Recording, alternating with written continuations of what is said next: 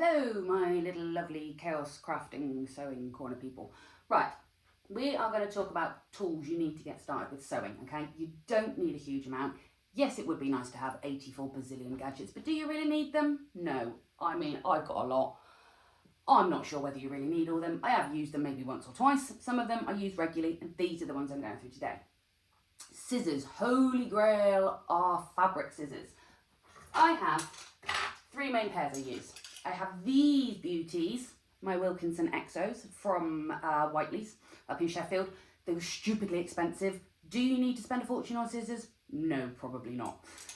Best budget buy, Fiskars. Fiskars scissors, orange handled loveliness that just absolutely do the job. Complete troopers, love these. And then if you want to feel like some Victorian lovely seamstress, a nice pair of little embroidery scissors. Bought these because they're pretty colours and I like pretty colours. Next on the list, pins. You are going to need pins and you are going to need a lot of them. You will lose them, they will fall on the carpet, they'll get stuck in your foot, you're going to stab yourself at some point with them. For the love of everything, I am begging you, please buy glass-headed pins. Plastic ones will melt. Ask me how I know. I have ironed over many a plastic pin, melted many a head of the pin into a really nice project I was doing.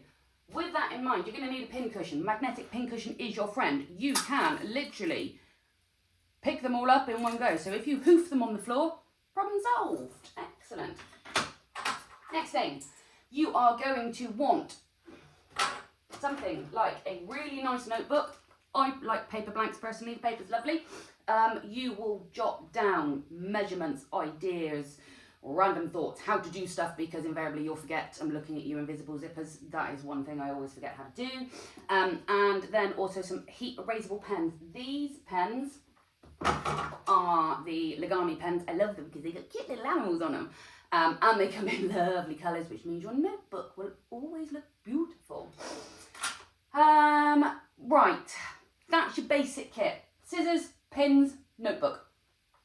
You can't go too wrong with that. Hang on, I've just forgotten something. You're also going to need a tape measure. I have about 50 of these. I lose them for a pastime. You will pick one up, walk off with it around your neck, put it down, not know where you've put it, and then can't find it again. Feeling really smug. I gathered all mine up last week, put them all together, and I think I counted up about 7. I have one here, hanging on the back of a chair, and one hanging on my shelf. No idea where the rest have gone. So that's your basic sewing kit. Talk sewing machines. This could be terrifying for some people. Honestly, you don't need a huge machine to get going. You don't need anything massively expensive.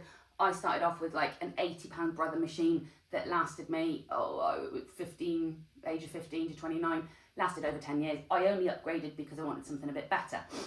So I upgraded to the Genome CXL 301, which is this lovely piece here. Automatic button holder.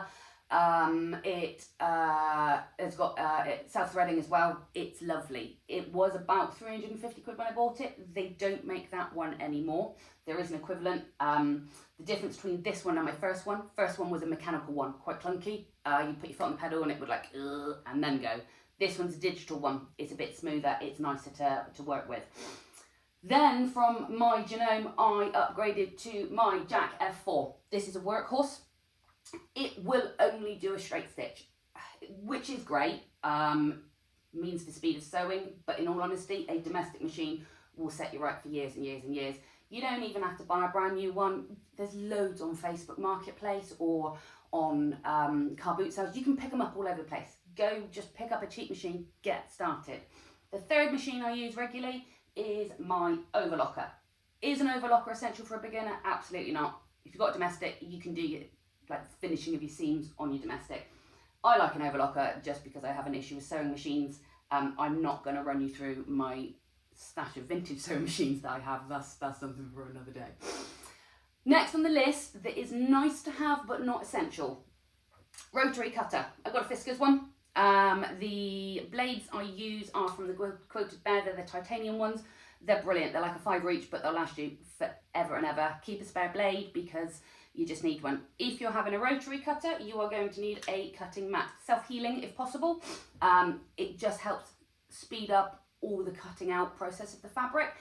Do not use it along with your scissors. If they are for fabric, do not use them on anything else. My my mum once told me a story of my grandfather using my grandmother's dressmaking scissors to cut electrical wire. Yeah, he was not popular for quite a while after that, I believe. Other thing that comes in handy, not essential though, pattern weights, right? I am currently using heavy washers. Local DIY store, just picked up some heavy washers. You can get some really fancy ones. Again, Quilted Bear do some really lovely ones with some patterns on, which I am hoping to be given as a gift at some point in the future. So that is on my gift list. The other thing we're going to need is pressing tools and a decent iron. Pressing tools. Pressing is different to ironing. If you are pressing something, you are trying to set a seam. This is a tailor's ham, this is a sleeve roll. They are really handy. So if you've got curves that you've sewn round, trying to press them on a flat ironing board, honestly, it's never going to happen. This makes your life much easier. I did also make myself, which I will just grab, one of these. Really handy if you are cutting or pressing anything based on the female form. I'm sure you will see why.